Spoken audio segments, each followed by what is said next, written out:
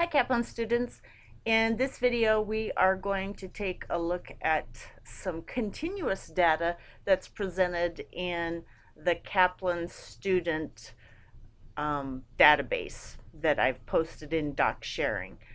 Again, first off, what I want to do is let you know that in the variable view in measures, the default is always scale, and so you have to change. For example, the ID had to be changed to nominal. And when I was looking down at this, I noticed that pets was considered to be a scale. It was left there, but when you're talking about number of pets, those are things that you can count. So you always want to take a look at that to make certain that what's being measured makes sense. So I'm going to change that one to nominal.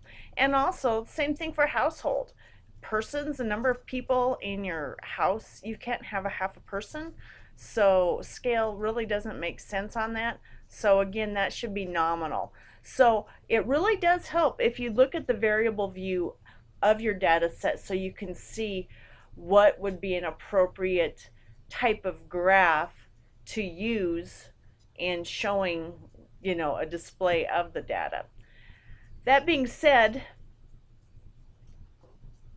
also I see another one here, Facebook, number of Facebook friends. That wouldn't be scale, that's going to be nominal as well.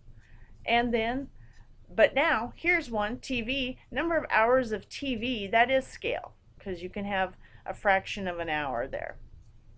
All right, that being said, then I could look up here and I could see data that is scale, and which means that I could be using it to make a histogram or something of that nature. So I'm going to go ahead and go to graphs, and we'll see if we can make a histogram by using Chart Builder this time.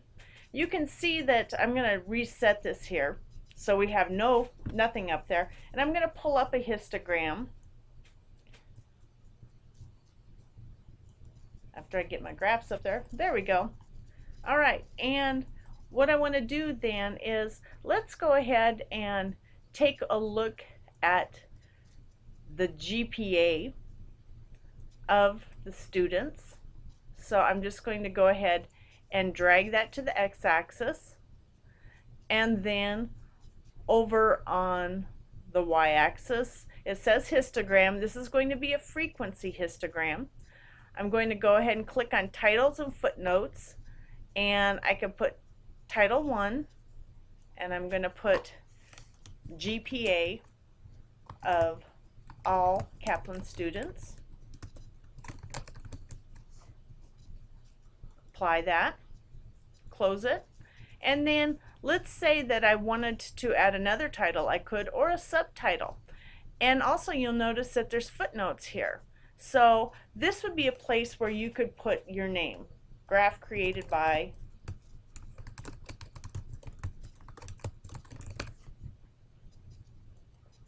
and then apply it. Again, you'll see that none of that shows up in our little window here, but once we go ahead and post it, go OK and paste, you'll see what we have here is our graph of a histogram of the GPA of all Kaplan students. So you can see that we have the frequency, and if you look up here, it looks like out of this total data set of 244 people, around 80 of them, just a little bit over 80, had a GPA of 4.00. A couple people were down here at just above 2.00, but most of the people you could see are between 3.5 and 4, so which is pretty good.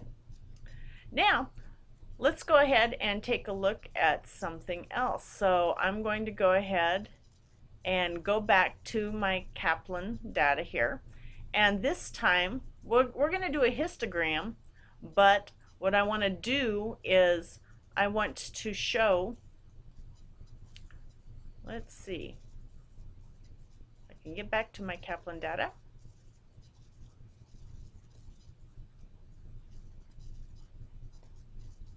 Oh, that's why. we're down here. All right, I'm going to make a comparison histogram. So we can go ahead and break our information up into, say, gender. So what I'm going to do is I will go to my gallery, and here we have our different types of histograms.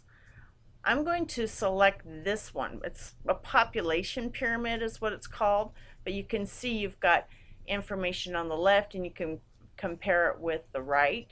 And so what I'm going to take a look at is GPA again,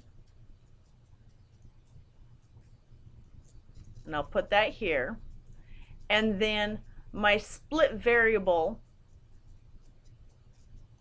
is going to be gender,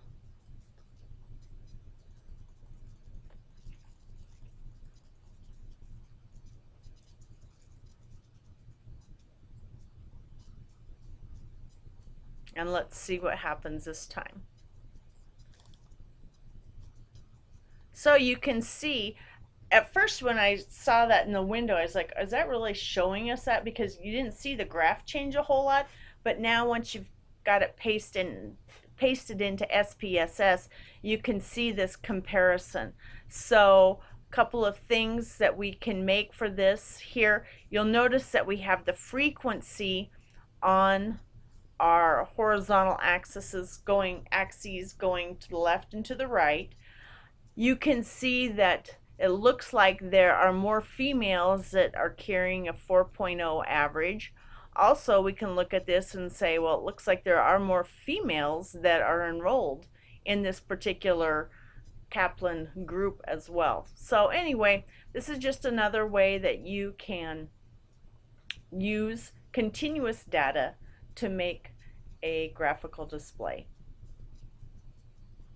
One other thing, make certain that once you have your display that you write about it. I was just talking about it to you, but you need to describe it in your discussion postings. So the same things I said, you could say, okay, it looks like there's more females that have a GPA of 4.0 compared to males, etc. Hope this is helpful for you.